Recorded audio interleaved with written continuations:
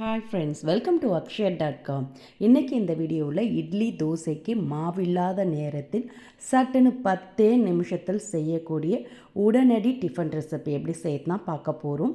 இதுக்கு சைடிஷ் கூட தேவையில்லைங்க, அப்படியே சாப்பிடலாம், அருமையாக இருக்கும். வாங்க எப்படி செய்யறதுன்னு பார்க்கலாம். அதுக்கு மிக்சிங் பவுலில் 1 கப் அளவுக்கு ரவை சேர்த்துக்கங்க. வறுத்த ரவை, வறுக்காத ரவை எதுவாக இருந்தாலும் சேர்த்துட்டு அதே கப்பில் 1 கப் அளவுக்கு கடலை மாவு சேர்த்துக்கங்க.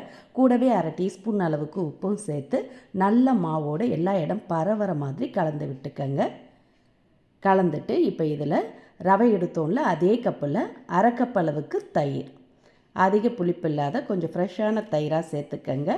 அதே கப்பில் 1 கப் அளவுக்கு தண்ணீர் சேர்த்து கட்டிகள் இல்லாமல் இது மாதிரி பிஸ்காவில் கலந்துக்கங்க. கடலை மாவு சேர்த்துருக்கோம், சிறு சிறு கட்டிகள் இல்லாமல் நல்லா இது மாதிரி ஸ்மூத்தாக கலந்துட்டு இப்போ இதோட ஒரு சின்ன துண்டு இஞ்சி, கூடவே 3 பச்சை மிளகா பொடிசாக கட் பண்ணி சேர்த்துக்கங்க. சேர்த்துட்டு இதோட ஒரு வெங்காயத்தையும் கட் பண்ணி சேர்த்துக்கங்க. கூடவே சின்னதாக ஒரு கேரட் துருவி சேர்த்துட்டு இதோட மீடியம் சைஸ் உருளைக்கிழங்கு வேக வச்சு தோல் உரித்து இது மாதிரி மசிச்சு சேர்த்துக்கங்க. இல்லாட்டி கிரேட்டரில் துருவி கூட சேர்த்துக்கலாம்.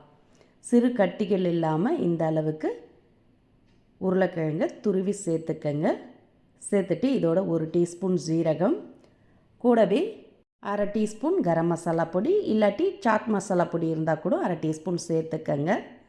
சேர்த்துட்டு நல்லா எல்லாத்தையும் மாவோடு கலந்துக்கங்க. வேக வச்ச உருளைக்கிழங்கு சேர்த்துருக்கோம், கூடவே கேரட், வெங்காயம், பச்சை மிளகாய், இஞ்சி எல்லாத்தையுமே நல்லா கலந்துக்கங்க. கலக்க பார்த்தே இது கூட ஃப்ரெஷ்ஷான கருவேப்பிலை, மல்லி இலைகளையும் பொடிசாக கட் பண்ணி சேர்த்து கலந்துக்கங்க.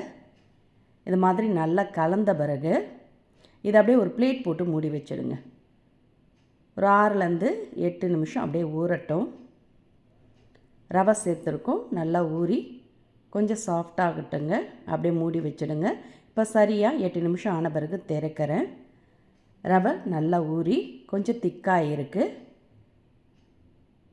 இதை நல்லா கலந்துட்டு இப்போ இதோட 1/4 டீஸ்பூன் அளவுக்கு சமையல் சோடா உப்பு சேர்த்துக்கங்க. ஆப்பச்சோடா மாவு தான் சேர்த்துருக்கேன். இது சேர்த்திங்கன்னா நல்லா உள்ளெல்லாம் வெந்து சாஃப்டாக கிடைக்கும். சேர்த்து இப்போ நல்லா மாவை கலந்து எடுத்துக்கோங்க.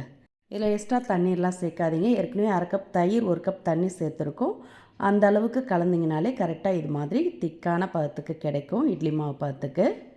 இப்போ இதை ஊற்றி எடுக்கிறதுக்கு இது மாதிரி குழியான வானல் இருந்தால் சூடு பண்ணிக்கங்க, இல்லை கடுக்கா பேன் இருந்தால் கூட சூடு பண்ணிக்கங்க. அதில் கொஞ்சமாக ஒரு அரை டீஸ்பூன் எண்ணெய் விட்டு கொஞ்சம் கடுகை தூவி நல்லா பொரிஞ்ச பிறகு நம்ம கலந்து வச்ச மாவுலேருந்து 1/2 கரண்டி அளவு மாவை ஊற்றி இது மாதிரி கொஞ்சம் பரவலாக தீத்திட்டு இது மேலே ஃப்ரெஷ்ஷான துருவன தேங்காய் அப்படியே பரவலாக சுற்றிரும் தூவிக்கங்க. நல்லா வெந்து மணமாகவும் சாப்பிட ரொம்ப சுவையாக இருக்கும். இப்போ மூடி வச்சு ஒரு சைடு வெந்ததும் திருப்பி போட்டுக்கங்க. திருப்பி போட்டு இன்னொரு சைடு வெந்து வரட்டும். கொஞ்சமாக சுற்றிரும் எண்ணெய் விட்டுக்கங்க. நல்லெண்ணெயில் சுட்டு எடுத்திங்கன்னா நல்ல மணமாகவும் சாப்பிட சுவையாகவும் இருக்கும். இப்போ 2 சைடுமே வெந்து செவந்திருக்கு. அடுப்பை லோ ஃப்ளேமில் வச்சு வேக விட்டிங்கன்னா உள்ளேயும் வெந்து மேலேயும் செவந்து வரும். இதே மாதிரியே மாவு எல்லாத்தையும் ஊற்றி சுட்டு எடுத்துக்கங்க.